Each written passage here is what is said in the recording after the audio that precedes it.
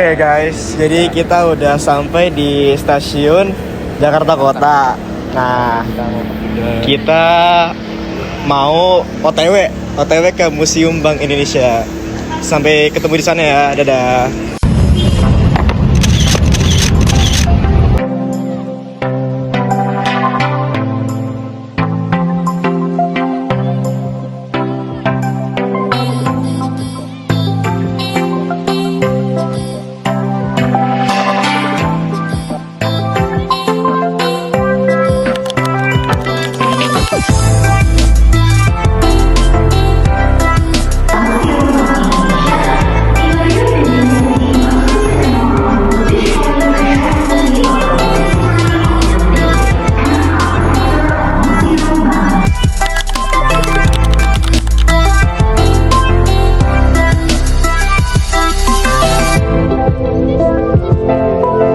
Nah guys, di sini kita sudah sampai di Museum Bank Indonesia.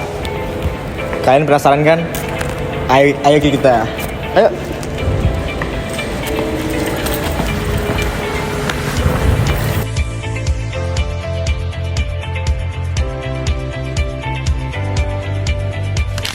Nah guys, sebelum kita lanjut ke penjelasan tentang sejarah Bank Indonesia, kalian tahu nggak sih Bank Indonesia itu apa? Bank Indonesia atau BI adalah Bank Sentral Indonesia yang punya tugas utama menjaga stabilitas ekonomi, terutama dalam hal nilai rupiah dan inflasi. Sebagai lembaga independen, BI bertanggung jawab mengatur kebijakan moneter, mengawasi sistem pembayaran, dan memastikan sistem keuangan tetap sehat. Singkatnya, BI itu berperan penting dalam menjaga agar harga barang tidak melonjak drastis, nilai tukar rupiah tetap stabil, dan transaksi keuangan berjalan lancar. Karena sifatnya independen, BI bisa mengambil keputusan sendiri tanpa campur tangan pemerintah atau pihak lain, demi kebaikan ekonomi Indonesia secara keseluruhan. Nah guys, sejarah Bank Indonesia ini atau disebut BI diawali pada masa kolonial Belanda pada tahun 1928 sampai 1942. Bank Indonesia ini berawal dari The James Bank atau yang disebut juga DJB yang didirikan pada tahun 24 Januari 1924 oleh pemerintahan kolonial Belanda. DJB bertindak sebagai Bank Sentral Indonesia.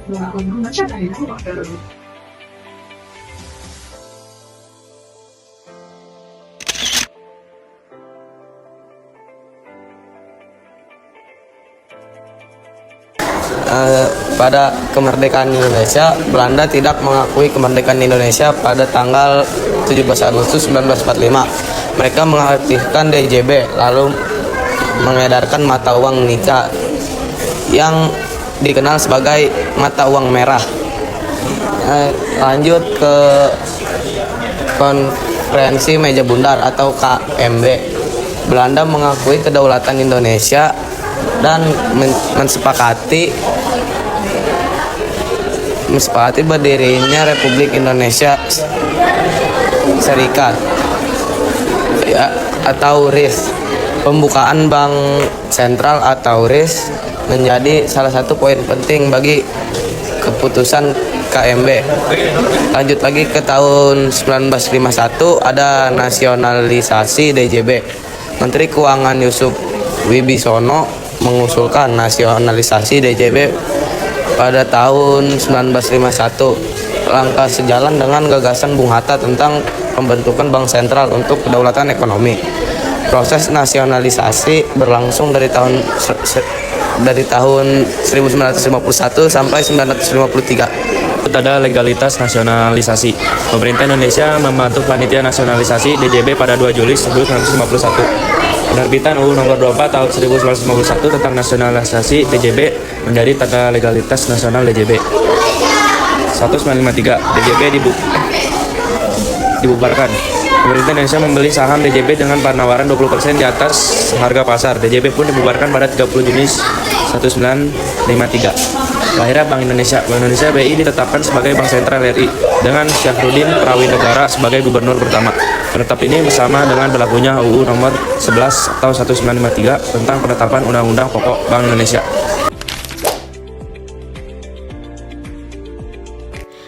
Indonesia juga memiliki peran dalam sistem pembayaran, yaitu menjadi regulator, fasilitator pengembangan, memberikan izin yang sesuai sebagai lembaga pengawasan, dan juga mengurangi resiko sistem pembayaran sebagai lembaga pengembangan. Secara garis besar, di Indonesia, sistem pembayaran dapat dibagi menjadi dua, yaitu pembayaran secara tunai dan non-tunai. Di Indonesia, alat pembayaran tunai yang sah yaitu uang kartal, baik berbentuk kertas ataupun logam. Alat pembayaran tunai merupakan alat yang digunakan untuk melakukan pembayaran suatu transaksi secara tunai. Menurut Otoritas Jasa Keuangan atau OJK, pembayaran tunai adalah pembayaran yang dilakukan saat transaksi terjadi. Mata uang yang digunakan sebagai alat pembayaran tunai di Indonesia adalah rupiah. Nah, ini adalah contoh dari uang kartal. Alat pembayaran non-tunai merupakan alat yang digunakan dalam proses pembayaran tanpa menggunakan uang fisik. Alat pembayaran non-tunai ini disebut juga sebagai uang giral. Non-tunai berbasis kertas, contohnya adalah yang pertama itu ada cek, yang kedua giro, nota debit, dan nota kredit. Non-tunai berbasis kartu APMK atau yang bisa disebut juga alat pembayaran menggunakan kartu adalah alat pembayaran berupa kartu kredit, kartu ATM, dan kartu debit. Dalam kartu pembayaran tersebut akan tertanam chip berisi data dan setiap kartu memiliki kode keamanannya tersendiri.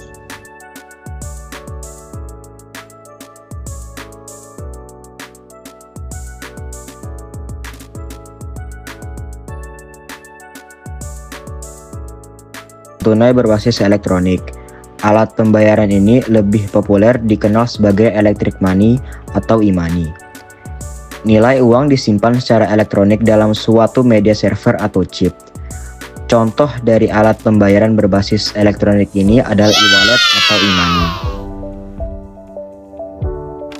Transaksi tunai memiliki beberapa manfaat dalam kehidupan sehari-hari, seperti kemudahan dalam penggunaan karena tidak memerlukan alat tambahan, prosesnya cepat, serta lebih menjaga privasi karena tidak meninggalkan jejak digital. Sementara itu, transaksi non-tunai juga memberikan banyak keuntungan, seperti lebih aman karena mengurangi risiko kehilangan atau pencurian uang fisik, lebih praktis dan efisien terutama untuk transaksi dalam jumlah besar, serta memungkinkan pencatatan yang lebih rapi sehingga memudahkan pengelolaan keuangan. Kedua jenis transaksi ini memiliki peran penting sesuai dengan kebutuhan dan situasi masing-masing. Selanjutnya, yuk kita cari tahu cara mengecek keaslian uang.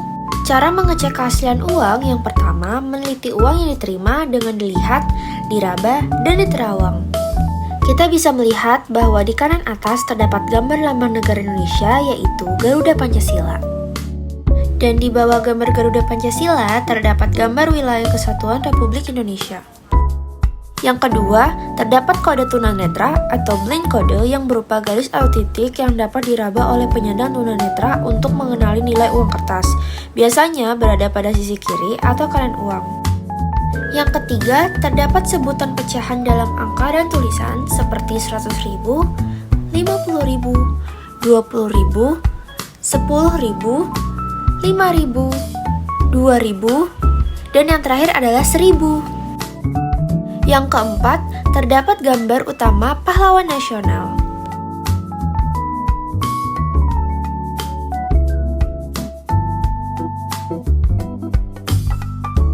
Yang kelima, ada gambar bunga khas Indonesia yang di dalamnya berisi logo BI yang akan berubah warna dan memiliki efek gerak dinamis.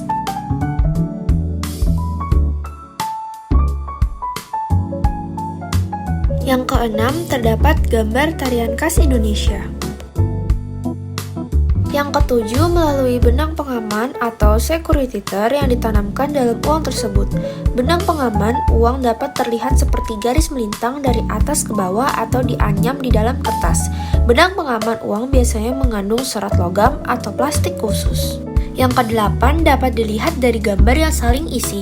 Ketika diterawang, bagian depan dan bagian belakang akan membentuk gambar yang saling melengkapi. Yang kesembilan dapat dilihat saat berubah warna atau color chipping. Tinta berubah warna pada uang asli dapat dilihat pada gambar perisai yang berisi logo Bank Indonesia. Warna tinta akan berubah jika dilihat dari sudut pandang yang berbeda. Yang ke-10 atau yang terakhir terdapat gambar tersembunyi atau latent image.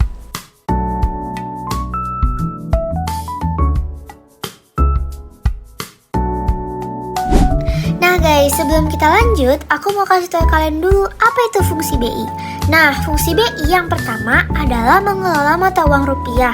Yang kedua, menetapkan dan melaksanakan kebijakan moneter. Yang ketiga, mengatur dan menjaga sistem pembayaran atau mengawasi perbankan. Yang keempat atau yang terakhir yaitu memberikan izin persetujuan penyelenggaraan layanan sistem pembayaran.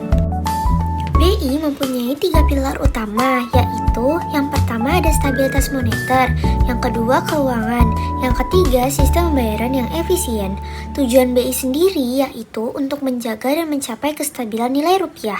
Kestabilan nilai rupiah ini mencakup kestabilan terhadap barang dan jasa dan terhadap mata uang negara. Selanjutnya, kita masuk ke pembahasan tentang kebijakan fiskal dan moneter. Kebijakan fiskal dan moneter adalah kebijakan yang digunakan pemerintah dan bank sentral untuk mengatur perekonomian. Kebijakan fiskal adalah untuk mengatur pendapatan dan pengeluaran pemerintah. Tujuannya untuk mengatur pertumbuhan ekonomi dan menciptakan lapangan kerja. Contohnya untuk mengatur anggaran belanja pemerintah dan perubahan tarif pajak. Kebijakan moneter adalah untuk mengatur jumlah uang yang beredar.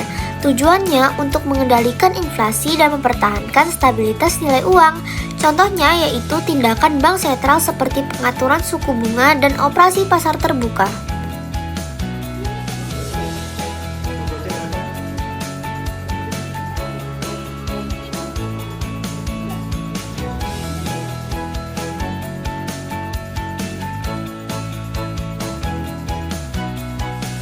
Sekarang kita masuk ke penjelasan tentang balok emas di Bank Indonesia. Nah guys, balok emas ini melambangkan cadangan devisa yang dimiliki Bank Indonesia. Fungsinya untuk menjaga stabilitas rupiah, mendukung nilai tukar dan kebijakan moneter. Jaminan keuangan negara digunakan saat terjadi krisis ekonomi, dan yang terakhir adalah aset investasi, yaitu bernilai tinggi dan tahan inflasi. Biasanya disimpan dengan keamanan tinggi dan hanya dipajang untuk edukasi saja.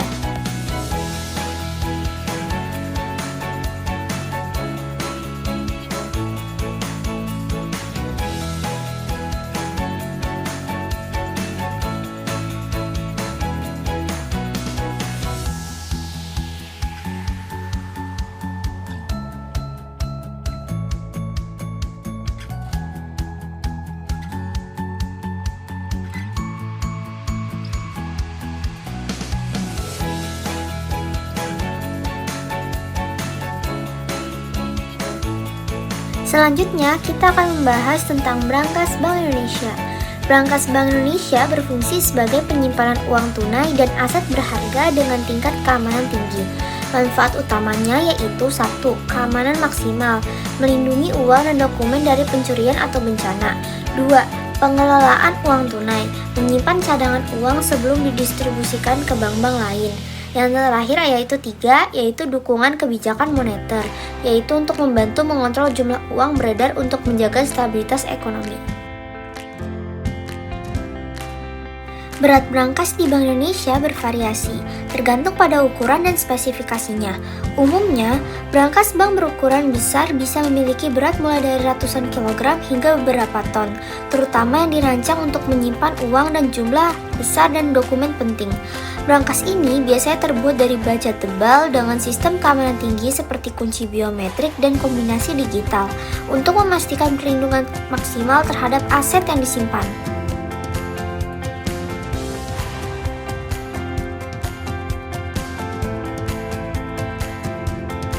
Di dalam brankas tersebut terdapat macam-macam uang zaman dahulu.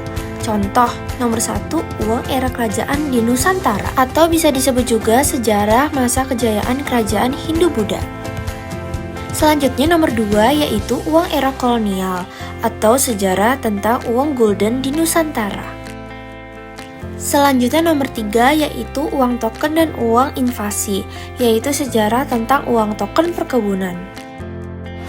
Nomor 4 yaitu uang awal kemerdekaan Republik Indonesia atau sejarah beredarnya berbagai jenis uang pada awal kemerdekaan. Selanjutnya ada nomor 5 yaitu uang pemerintah dan Bank Indonesia atau sejarah tentang rupiah Kepulauan Riau dan rupiah Irian Barat. Dan yang terakhir yaitu nomor 6 yaitu uang khusus atau sejarah tentang uang bersambung.